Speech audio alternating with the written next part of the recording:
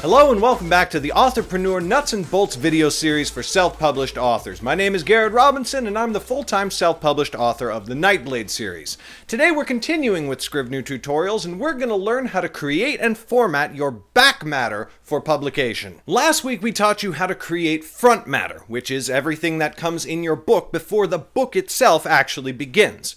Well, you probably won't be surprised to find out that back matter is everything that comes in your book after the book itself actually ends, but back matter is much more important than front matter. To understand why, put yourself in the shoes of your reader. They've just finished your book, and of course, you've worked hard to make it the best book it can possibly be. So they've enjoyed your story, and they want to get more from you. That frame of mind is extremely valuable, and you want to think carefully about what you want to do with it. After the end of your book, the first thing the reader sees should be a call to action, or what we'll call a CTA. Basically, you're asking them to do something. And there are a few different things you can ask them to do, and you need to pick which one.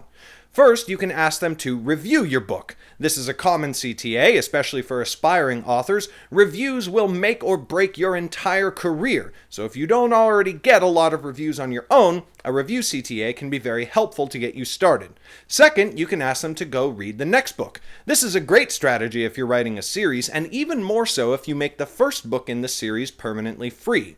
Perma-free will get you a lot of downloads. If you then convert those downloads into paid sales of the next book, you'll do quite well. Finally, you can ask them to join your email list. Now, we'll be talking a lot about email lists later in this course, but bottom line, if you don't already have one, you need one badly, and you should start one now at MailChimp.com or Aweber.com. Don't worry, we'll teach you how to make it awesome later, but if you're already getting a lot of readers and those readers are already reviewing your books, you need to start getting those people onto an email list.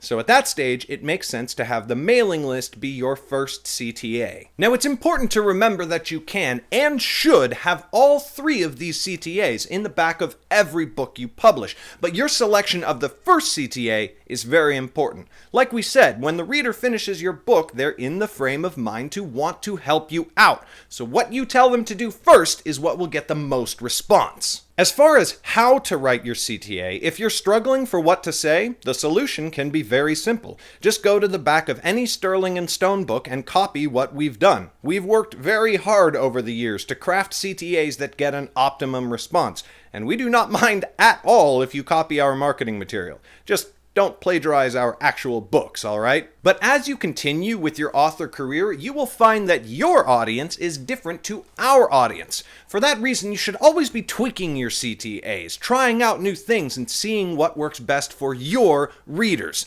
Also, look at other best-selling authors in your genre and see what they're doing with their CTAs. You should never settle for the same old, same old. Constantly be trying new things to find out what works best. We'll continue our tutorial in the same Scrivener project that we've created over the last several videos in this course. Once again, there are links to purchase Scrivener in the video description below, and those are affiliate links that kick us a small percentage of the sale. If you elect to buy Scrivener using those links, we can't thank you enough. Alright, let's get into Scrivener and construct our back matter folder. As with front matter, back matter should go into its own separate folder. Unlike front matter, however, that folder should be within the manuscript master file. So create a back matter folder by clicking in the manuscript and hitting Shift-Command-N. Within your back matter folder, you should create two subfolders, ebook and print. As we've said before, you can do things with ebook formatting that you can't do with print formatting, and vice versa. Next, create text files for your three primary CTAs: reviews, read the next book if you have one, and email list. Arrange them into the order you want, and then populate them with your marketing copy. After that, you should include an author's note if you want to have one in your book. Some authors choose to put their author's note before their CTAs. This is usually a mistake. Many readers will read an author's note, but some won't, and will close the book before they ever see your CTAs. So unless your author's note is uniquely compelling and makes your reader more likely to follow your CTAs, you should put it afterward. Then, make sure to include a page listing all your available books. Failing to include this is just asking for lost sales, because there's definitely readers who will skip over your CTAs and go right to your More Books page to see what titles attract their interest.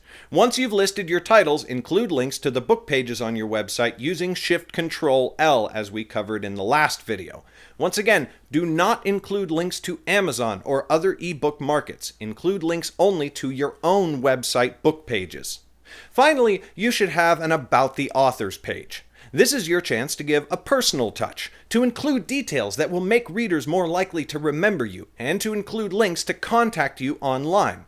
Again, you'll have to create your own words here, but keep it short, simple, and entertaining if you can.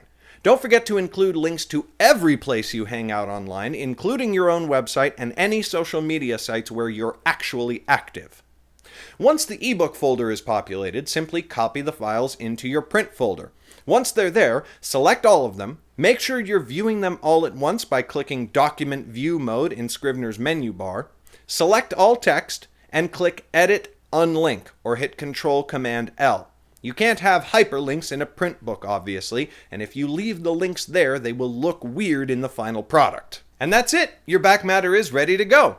Later in the course, we'll teach you how to export to ebook and print formats with some snazzy formatting, but this will get you ready for market right now. Next up, we'll talk about how to use collections to differentiate your different formats of book and make them ready for formatting and publishing. The instructions in this video will give you great-looking back matter that hopefully converts to more sales. But if you want some really snazzy formatting, keep your eyes peeled for the upcoming video course on advanced Scrivener formatting for self-published ebooks. We'll be releasing it soon, and as soon as we do, we'll put a link in the video description below. Thank you for watching this episode of Authorpreneur Nuts and Bolts. We're always looking for ways to make this course better, so tell us what you want to see in the comments below. We can't wait to see you for the next one, so don't forget to subscribe so that you don't miss anything. And as always, write on.